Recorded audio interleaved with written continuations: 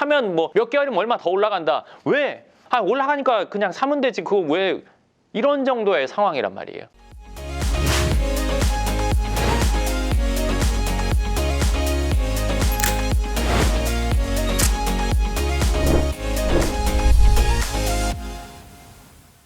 반갑습니다. 연금형 부동산 연구소 황 소장입니다. 오늘은 제가 요즘에 건물 시장에서 느끼는 것들, 그리고 제가 좀 고민인 것들을 오늘 좀 얘기를 해보려고 합니다. 뭐냐면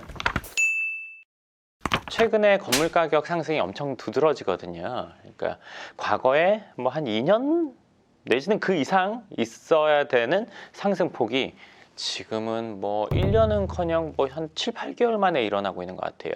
이런 시장을 보면서 참 이게 도대체 왜 이런 일이 있나 이런 생각을 하게 되는데, 첫 번째는 제가 2년 전인가 올렸던 영상에서 그런 얘기를 한 적이 있어요. 뭐 30억짜리 아파트와 30억짜리 건물의 효용은 분명히 다르다.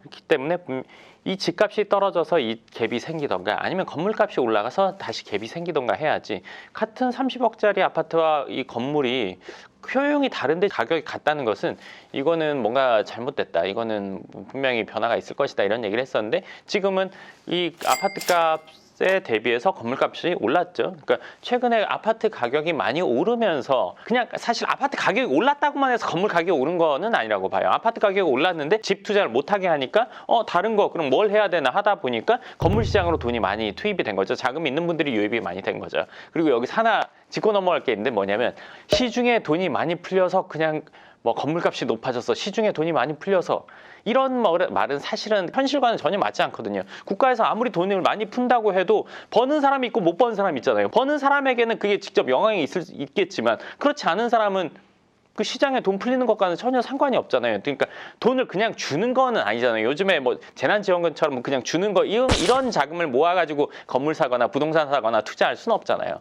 어찌됐건 그렇게 개념을 갖는 건 일단 아니라는 거 한번 얘기를 해드리고 싶었고요. 또 하나, 아파트 투자를 하고 있었는데 그 아파트 가격이 많이 올랐어요. 근데 이걸 못하게 했어요. 이거 하면 안 돼, 이거 하면 세금 많이 물릴 거야, 이거 하면 앞으로 불편하게 할 거야, 힘들게 할 거야, 이 시그널을 확실히 줬단 말이에요, 국가에서. 그러다 보니까 그러면은 내가 여유자금을 은행에만 넣고 있는 거는, 이건 자금이 점점 줄어드는, 돈의 가치가 낮아지니까 넣어놓을 수만 없다 하는 분들이 다른 투자처를 찾는 거죠. 다른 투자처를 찾다 보니까 뭐냐면 집이 안 된다, 그럼 상가, 아니면 예를 들어서 건물, 뭐 오피스텔, 뭐 이런 것들이 되겠죠. 뭐 주거형이 아닌 오피스텔, 오피스 사무실, 이런 것들이 될 거란 말이에요. 근데 그 중에서 제일 많이 영향을 받는 게 제가 보기에는 건물 시장이라고 보여져요. 왜냐면 건물 시장은 지금 2021년이지만 작년 뭐 하반기만 해도 대출 상황이 지금보다 훨씬 더 나았기 때문에 같은 금액으로 좀 더 큰 레버리지를 많이 일으켜서 큰 건물을 할 수가 있었어요. 그러다 보니까 건물 시장으로 유입된 사람들이 많았단 말이에요. 기존에는 원래 주거형, 집이라는 카테고리에 들어가는 부동산 투자를 해왔던 분들이 건물 시장으로 어떻게 보면 반강제적으로 떠밀려서 넘어왔다 할까? 이거가 하나의 이유고, 두 번째는 자산가의 출현이 이전보다 훨씬 더 빨라졌어요. 그러니까 자산가가 되는 사람들의 돈을 모으는 속도가 과거보다 훨씬 더 빨라졌다는 거죠. 예전에 한번 얘기를 했었는데 복습하는 차원에서 들어보세요.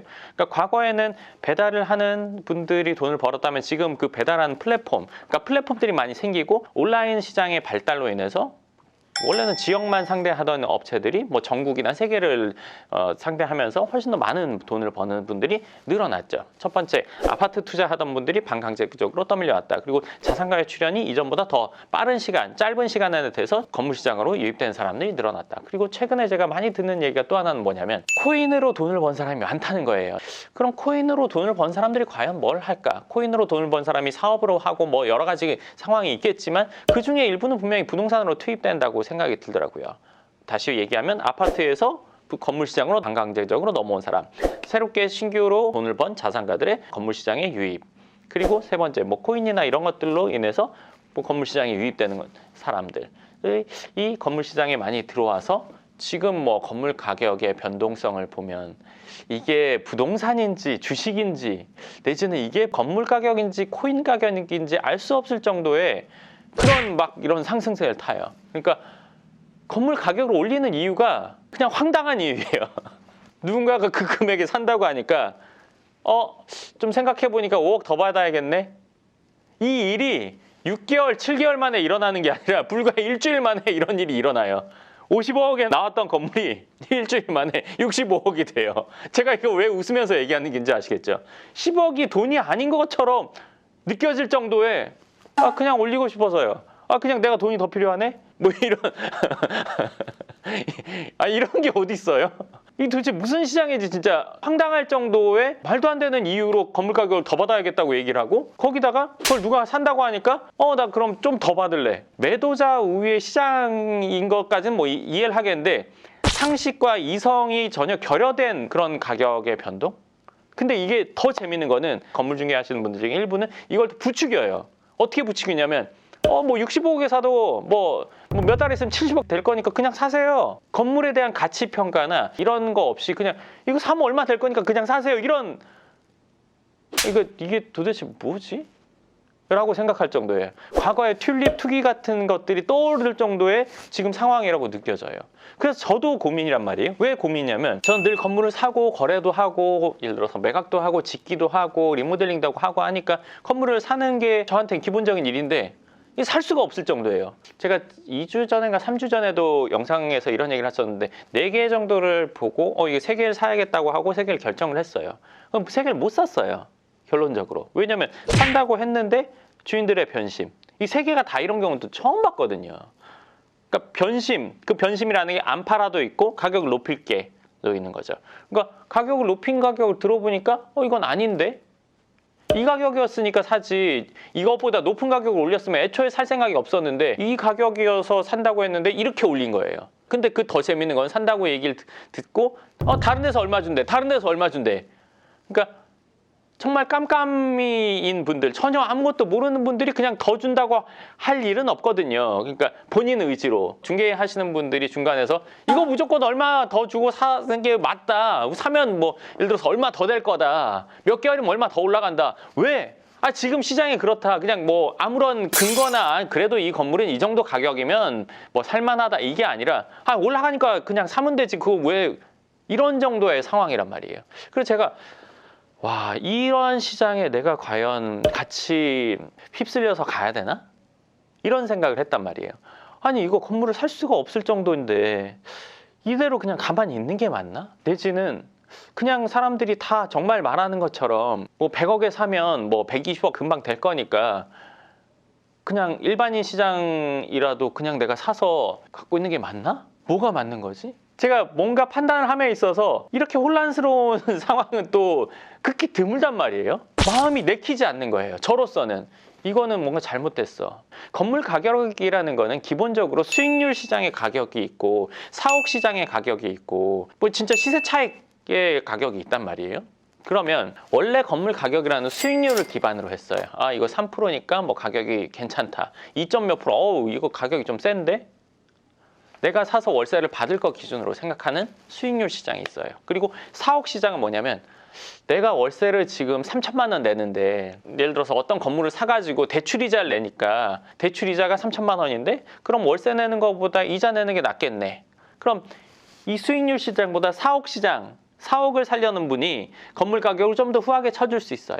그리고 이 시세 차익용 건물 시장은 뭐냐면 여기 앞으로 좋아질 것 같으니까 근데 지금은 얼마고 수익률이 안 나지만 그래도 요거 앞으로 본인이 직접 재건축을 해서 팔면 뭐 훨씬 더 괜찮겠는데 내지는 여기 앞으로 좋아질 것 같으니까 미리 사놓으면 시세 차익 보겠는데 지금 수익률은 별로라도 이런 3가지라고 볼 수 있거든요. 건물을 살 때는 이 중에 뭐에 포함되느냐에 따라서 판단하는 기준이 다르단 말이에요. 근데 지금은 이 앞에 2개는 없고 요것만 있어요. 이거는 이거에 맞는 상황일 때 이렇게 판단해야 되는데 그냥 뭐 다 없이 이거 무조건 얼마 되니까 건물 가치나 이걸 어떻게 활용할지나 이런 거 전혀 상관없이 지금 그냥 얼마에 사면 얼마 더 무슨 경매 시장처럼 막 되는 느낌? 그래서 이걸 내가 따라가서 그 사이에서 돈을 버는 게 맞나? 제가 고민을 한 일주일 넘게 했어요. 그리고 한 번 기준이 높아지면 높아진 기준을 다시 낮출 수는 없단 말이죠. 그래서 이걸 어떻게 해야 되나? 어떤 게 맞나? 그냥 진짜 이대로 그냥 같이 쫓아가는 게 맞나? 이런 생각까지 하다가 어제 판단 내린 건 이거예요. 그럴 수 없다. 왜? 지금 건물 시장이 호황이에요. 막 올라가고 있어요. 이건 볼펜이고 뭐 이거는 뭐 종인데 높이가 이렇게 다르다고 칠게요. 지금 물이 예를 들어서 여기까지예요. 여기까지 찼어요. 근데 비가 더 와서 수위가 높아지면 뭔가는 잠기겠죠. 뭔가는 잠기고 뭔가는 남을 거예요. 지금 수위가 낮으니까 둘 다 밖으로 나와 있는데 높아지면 뭔가는 분명히 잠기는 상황이 올 거라고 생각하거든요. 제가 생각했을 때 우량한 건물과 그렇지 않은 건물, 지금 시장이 막 호황이니까 다들 막 물 밖에 떠 있고 와 이렇게 하는 상황인데, 이거는 분명히 잠잠해지는 시기는 올 거예요. 계속 호황이 이어진다? 계속 이 건물 시장이 과열된다? 그럼 뭐 사실은 그렇게 되면 터지는 순간이 오겠죠. 언제까지 호황이었다가 언제부터는 잠잠해지는 거야. 분명히 이 루틴은 올 거란 말이에요. 건물 시장이 진짜 수직으로 이렇게 상승? 그러면 좀 위험하지 않을까요? 뭐 하여간 제가 생각하기에는 이게 분명히 올 텐데, 그렇게 됐을 때는 확실한 거는 그대로 가치를 가지고 있고, 그렇지 않은 것들은 분명히 문제가 생길 거라는 판단을 했어요. 저로서는 그래요. 그리고 제가 바라보는 시장은 지금은 상식에서 조금 벗어나는 시장이라고 지금 생각하거든요. 건물 시장. 그래서 저는 거기에 편승할 생각은 없어요. 그리고 제가 봤을 때 정확한 것을 사는 게 맞는 거지, 그렇지 않고 그냥 시장이 이러니까 위치가 좀 빠져도 가격이 좀 비싸도 이런 것들을 하는 건 안 맞다고 생각해요. 최근에 제가 고려했던 살까 말까 지금 했던 것들이 3개가 있었는데, 하나는 아는 사람은 보면 빠지는 위치란 말이에요. 아는 사람은 보면 빠지는 위치인데 가격은 아주 그냥 A급지의 가격이란 말이에요. 해야 되나? 그것도 좋다고, 뭐 오늘 아니면 계약이 뭐 내일이면 딴 데서 한다고 막 이런 식으로 들어오는 거예요. 부동산들에서. 해야 되나? 이 위치는 아닌데. 이 뒤에 있는 거, 저거는 가격은 괜찮은데 위치가 빠지는데 이걸 해야 되나? 위치가 일단 기본 괜찮고 가격이 어느 정도 제가 봤을 때 허용 선안에 있어야 되는데, 위치가 빠지면서 가격은 높고, 가격은 괜찮은데 위치는 빠져 있고, 둘 다 아니란 말이에요. 근데 그거를 내일이면 또 계약이 된다. 다다음 날이면 누가 살려고 한다. 지금 뭐 매수 의향서가 뭐 들어와 있는 상태다. 뭐 돈을 먼저 계약금을 넣는 사람이 사는 거다. 뭐 이러면서 막 재촉재촉을 하니까 사람이 저 스스로도 혼란스러운 거예요. 이게 맞나? 그래도 계속 찜찜한 거. 지금까지 제가 갖고 있는 기준이랑 전혀 다른 기준으로 자꾸 뭔가 물건이 들어오고 시장이 그렇다는 식으로 저를 계속 흔드니까 저로서도 긴가민가 했지만 아니라고 생각이 섰어요. 그래서 확실한 게 아니면 안 하는 게 맞다.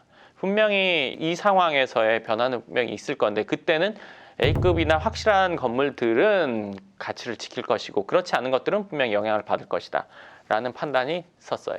최근에 건물 시장에 내지는 건물을 사고 싶어하는 분들, 이런 분들이 있다면 내가 살려고 하는 것이 정말 괜찮은 건지, 정말 맞는 건지 한번 이성적으로 한번 생각해 보시면 좋을 것 같아요. 물론 저거 지난달에 샀으면 얼마 올랐을 텐데, 지난달에 샀으면 얼마 올랐을 텐데, 건물은 기본적으로 보유를요 8년 10년을 해요. 적어도 10년 이상 하더라고요. 거의 지금 사시면 평생, 나머지 평생 갖고 간다고 보시면 거의 맞아요. 아닌 분들도 있긴 하지만 대부분이 그렇더라고요. 그렇기 때문에 조금은 이성적으로 한번 생각해 보시면 도움이 될 거라고 생각합니다. 네, 그러면 오늘 제가 최근에 고민됐던 것들 이야기해드렸고, 그 결론을 얘기해드렸는데요. 오늘 내용은 여기까지 하고 또 다음 시간에 뵙도록 하겠습니다. 감사합니다.